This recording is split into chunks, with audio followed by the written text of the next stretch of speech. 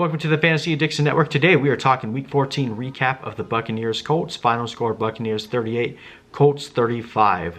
Bit of a heart-wrenching loss for the Colts. Really, I think that the Colts should have won this game. They had plenty of opportunities to put it away, and they just kept letting the Bucs get back into the game.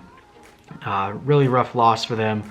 This is pretty much all but solidifying that they won't be making the playoffs this year. But let's get into the fantasy element of this. Jacoby Brissett played a decent game, 19 to 36 for 251 yards. He had 2 passing touchdowns and also had 4 carries for 26 yards. No interceptions on the day, so he played pretty well. Had a lot of downfield passes that were pretty close. He had a couple overthrown balls in the end zone that could have been, could have had a better day, but overall, you'll take it. If you did start Jacoby Brissett this week, you were rewarded with a decent game. Marlon Mack is back. He had 13 carries for 38 yards and a rushing touchdown on the day. No targets, so that hurt you if you were playing PPR, but getting that touchdown saved you if you started him. Nyheim Hines was pretty much the only other running back that did anything in this game. He had 4 carries for 1 yard, but 4 receptions on 5 targets for 24 yards. He had a pretty bad fumble that didn't end up hurting the Colts in the end, but something that I'm sure will be looked at going forward. Zach Pascal had another really good game, 5 receptions on 9 targets for 74 yards and a touchdown. And then Marcus Johnson had a giant touchdown to open the game. He finished the game with 3 receptions on 7 targets for 105 yards and a touchdown.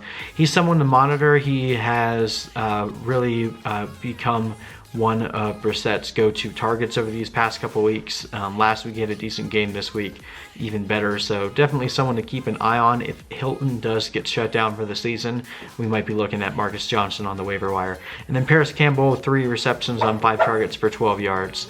The disappointment this week was Jack Doyle. He had a tremendous matchup against the Buccaneers this week, and he did nothing with it. He had 2 receptions on 6 targets for 27 yards. One of those was a target in the end zone that he probably could have come down with. So really just disappointing performance from Jack Doyle. Right, looking at Jameis Winston, he had himself a day. He had 33 completions on 45 attempts for 456 yards and 4 touchdowns. He also had 3 interceptions as usual, but he also had 6 carries and 5 yards and a rushing touchdown on the day. So if you started him in fantasy, even with those 3 turnovers, he still had a phenomenal day. Not much going on the ground with Ronald Jones, 11 carries, 36 yards, 4 receptions on 5 targets for 23 yards. Pretty mediocre. Dario Ogunbowale had 5 receptions on 5 targets and 48 yards, but also had a fumble. Peyton Barber, 11 carries, 34 yards, 2 receptions, 19 yards. So even split between Ronald Jones and Peyton Barber. It's just going to continue to be a mess. This is a backfield you're staying away from. We saw Mike Evans had 1 reception on 2 targets. The 1 reception he had was a 61-yard touchdown, but as he was running into the end zone, looked like he pulled his hamstring. Unfortunately, if you have Evans and are still alive in the playoffs, it's looking like this is going to be a pretty severe hamstring strain, and he probably won't be playing anymore this season, so you're going to need to find another option. Fortunately, he got you that touchdown before he went down, but man, that's rough this late into the season to lose a piece as big as Mike Evans. Chris Godwin also had a pretty good game, 7 receptions on 9 targets for 91 yards. No touchdowns in this one, but he'll definitely need to take a big step forward with Mike Evans going down. Justin Watson also had a decent game, 5 receptions on 8 targets, 59 yards and a touchdown. And then Brashad Perriman also with a touchdown, 3 receptions on 5 targets for 70 yards. Pretty much everyone was getting something in this game with Jameis Winston just throwing the ball like a madman.